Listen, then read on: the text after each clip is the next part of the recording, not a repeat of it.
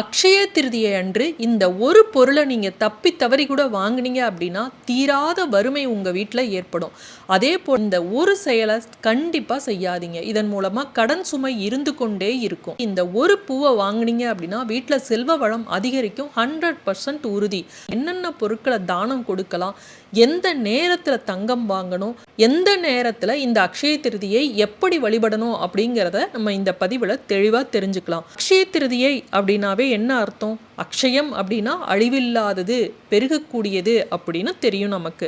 இந்த நாளில் அதனால தான் தங்கம் வாங்குகிறோம். அப்போ தான் தங்கம் பெருகிக்கொண்டே போகும். அப்படிங்கிறதுனால வெள்ளி அடுத்தது வாங்குவோம். இந்த தங்கம் வெள்ளியை தவிர நம்ம வேறு பொருட்கள் வாங்கிறத நம்ம நினச்சே பார்க்கறதில்ல. மகாலட்சுமி வாசம் செய்யக்கூடிய 108 பொருட்கள் இருக்குது. இதில் மிக குறிப்பாக சில பொருட்களை வாங்கினோம் அப்படின்னா வீட்டில் செல்வ வளம் அதிகரித்து கொண்டே போகும். அக்ஷய திருதியை அப்படின்னாவே அல்ல குறையாத நாள், அழிவில்லாத நாள். அப்படிங்கிறப்ப நம்ம சில தவறுகளை செஞ்சாலும் அந்த தவறுகளினால நம்ம வீட்டில் எதிர்மறை சக்திகளும் பெருகிக்கொண்டே போகும். அதுவும் அழிவில்லாமல் பெருகிக்கொண்டே போகும் அப்படிங்கிறத நம்ம உணர்வதே இல்லை. நிறைய தவறுகளை செய்கிறோம். அதில் இந்த ஒரு தவறை நம்ம செய்யவே கூடாது. இந்த ஒரு பொருளை தப்பி தவறி கூட வாங்கக்கூடாது. இந்துக்களோட மிக முக்கியமான பண்டிகை இந்த அக்ஷய திருதியை. அபுஜ முகூர்த்தம் அப்படின்னு சொல்வது உண்டு.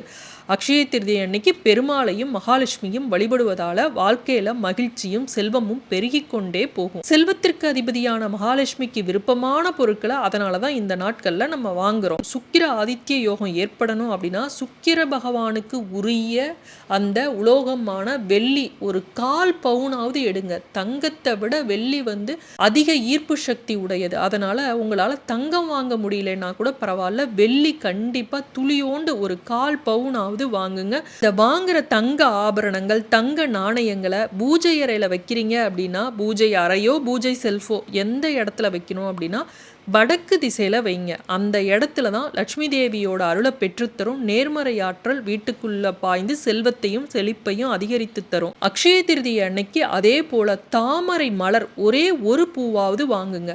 லட்சுமி தேவிக்கு உரிய பொருட்கள் 108 பொருட்கள் சொல்ற மாதிரி லட்சுமி தேவி வாசம் செய்யக்கூடிய பூக்கள் எத்தனையோ இருக்கு. அதுல செந்தாமரை மலர் அப்படிங்கிறது லட்சுமி தேவியை மகிழ்விக்கும். அதனால தாமரை மலர் அல்லது கிடைக்கல அப்படின்னா ரோஜா, இதை வாங்கி மகாலட்சுமியை வழிபட்டோம் அப்படின்னா வீட்டில் குறையாத செல்வ வளம் இருந்து கொண்டே இருக்கும்.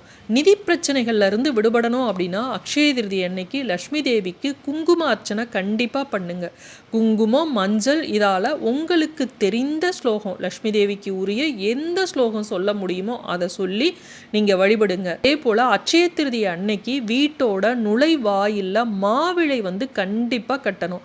அப்போ தான் வீட்டுக்குள்ள எதிர்மறை சக்திகள் வெளியே போய் செல்வ செழிப்பு பெருகும். இந்த நாளில் எதிர்மறை சக்தியை அதிகம் இருக்கக்கூடிய, அதாவது சனி பகவானோடு தொடர்புடைய இரும்பு பொருட்களை நம்ம வாங்கவே கூடாது. இதனால் நமக்கு தீராத கடன் சுமை ஏற்படும், துன்பம் ஏற்படும், வறுமை ஏற்படும். இது தவிர பிளாஸ்டிக், அலுமினியம் பொருட்களையும் வாங்கக்கூடாது. ஜோதிட சாஸ்திரத்தின்படி இந்த அக்ஷய திருதியை அன்னைக்கு அபுஜ முகூர்த்தத்தில் நீங்கள் யாருக்கும் கடன் கொடுக்க கூடாது. அவ்வாறு செய்வதன் மூலம் உங்கள் வீட்டில் இருக்கக்கூடிய லக்ஷ்மி நீங்கள் யாருக்கு கடன் கொடுத்தீங்களோ அந்த நபரோடையே போயிடுவாங்க அப்படின்னு சொல்லப்பட்டுள்ளது. யாருக்கு வேணுனாலும் அன்னதானம் செய்யலாம். அன்னதானம் அப்படிங்கிறது அக்ஷய திருதியை அன்னைக்கு அவ்வளவு நல்லது. அந்த நாளில் அதே போல் இறைச்சி, மது அருந்தக்கூடாது. அஹா தீஜஸில் தாமச உணவு தவிர்க்கப்பட வேண்டும் இந்த நாட்களில் அப்படின்னு சொல்லப்பட்டுள்ளது. சாத்வீக உணவுகளை தான் இந்த நாளில் எடுத்துக்கொள்ளணும் அப்படின்னு சொல்லியிருக்காங்க. இனிப்பு பொருட்களை தானம் செஞ்சீங்க அப்படின்னா உங்கள் வீட்டில் திருமணம் ஆகாதவர் யாராவது இருந்தால் அவங்களுக்கு திருமண பாக்கியம் கிடைக்கும். அரிசி, கோதுமை இந்த உணவு பொருட்களை தானம் செஞ்சீங்க அப்படின்னா விபத்துக்கள் என்னைக்கும் ஏற்படாது. அக்ஷய திருதி என்னைக்கு அன்னதானம் செஞ்சால் இறைவனுக்கே அன்னமிட்ட பலன் கிடைக்கும். குடும்பத்தில் வறுமை நீங்கும். உடை, பானகம், நீர்மோறு, விசிறி இதை தானம் செஞ்சாலும் நல்லது அப்படின்னு பவிஷ்ய புராணத்தில் சொல்லப்பட்டுள்ளது. இந்த வருடம் அக்ஷய திருதியை எப்போ வருது அப்படிங்கிறத தெரிஞ்சுக்கலாம். ஏப்ரல் 19 திருதியை திதியானது ஆரம்பிச்சிருது.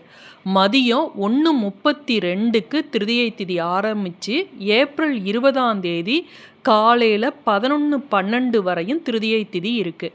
அப்போ 20 11 மணிக்கே திருதியை திதி முடிஞ்சிடுதே. அப்போ 19 அக்ஷய திருதியையா 20 அக்ஷய திருதியையா அப்படிங்கிற கன்ஃபியூஸ் நமக்கு வரும். சூரிய உதயத்தின் போது காலையில் என்ன திதி ஆரம்பிக்குதோ அதுதான் உங்களுக்கு அன்றைய நாளுக்குரிய திதியாக சொல்லப்படும். அப்போ 20ஆம் தேதி தான் நமக்கு அக்ஷய திருதியை. இந்த அக்ஷய திருதியானது இந்த வருடம் திங்கட்கிழமையில வந்திருக்கு.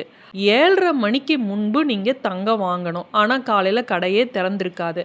ஆன்லைனில் வாங்குறீங்க வெள்ளியோ தங்கமோ நீங்கள் அப்படின்னா 7:30 மணிக்கு முன்பு நீங்கள் வாங்கிக்குங்க. இல்லை அப்படின்னா காலையில் 9 மணிக்கு பிறகு 10:30க்குள்ள தங்கம் வெள்ளி இதெல்லாம் வாங்குங்க.